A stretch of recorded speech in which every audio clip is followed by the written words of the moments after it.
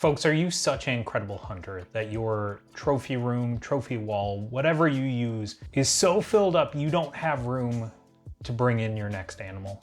Or maybe your significant other is really starting to harp on you about the cost and the extensiveness of your taxidermy bill. Well, I don't have either of those problems, but I do want to show you guys a project I've been working on that could really benefit the budget or space conscious hunter as they try and preserve their hunting memories. Now, I'm not telling you guys anything you probably don't already know, but taxidermy is expensive.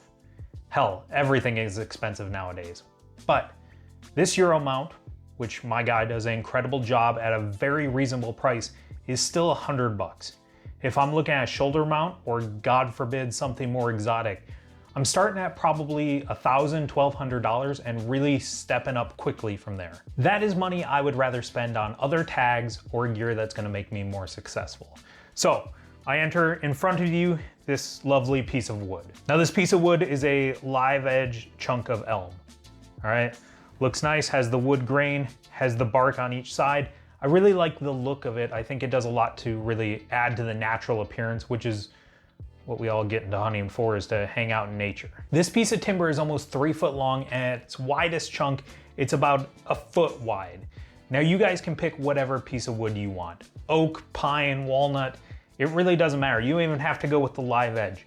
The concept remains the same. I really think it's a project anybody can do. I picked up the piece of wood, sanded the front to make it look a little bit nicer, picked up a French cleat picture hanger, hangs about 100 pounds, leveled it, hung it on the back, and bam, I was done with the majority of the hard work for about the same cost as this Euro mount. And it's gonna serve a ton more hunts for me. Getting to the actual memories, you can see kind of what I've done. Take a piece of rifle brass, broadhead, whatever it is, and just attach it to the board with the tag I want to remember. And for me, that's one of the big things about hunting. I want to remember the memories that I have made with my family and friends. Now for me, that's what this is all about, is saving all my memories in one place.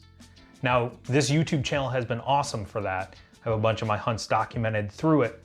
But if you don't have a YouTube channel, or if, the government shuts down YouTube also, this is an awesome fallback plan. Over the years, I'll have a bunch of tags with individual dates and years, the state they were from, the animal I was pursuing, all the way down to the hunt number. And 50 years from now, when God forbid I can no longer hunt anymore, I can go back and look at each of these individual hunts. Now, one of the things I like about this is I have some tags on here where I was unsuccessful.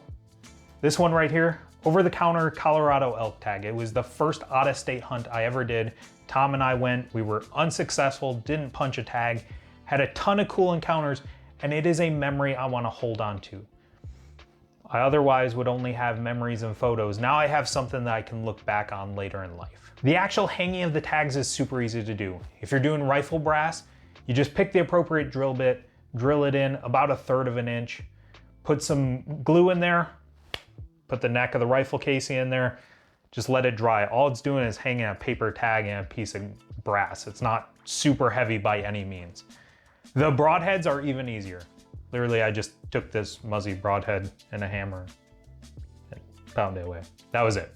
It's very easy to do. And now you have something where all of your memories are in one place for your trip down memory lane. So again, I think this is a really good idea for that budget conscious or just space conscious hunter that wants to still remember their hunts, but doesn't want to eat up the money or the space to do it. Now, if you think this was a cool idea, please jump on down, hit that subscribe button so we know that you guys want to see more content like this. But until next time, I'm Matt with Deer and Donuts. Goodbye.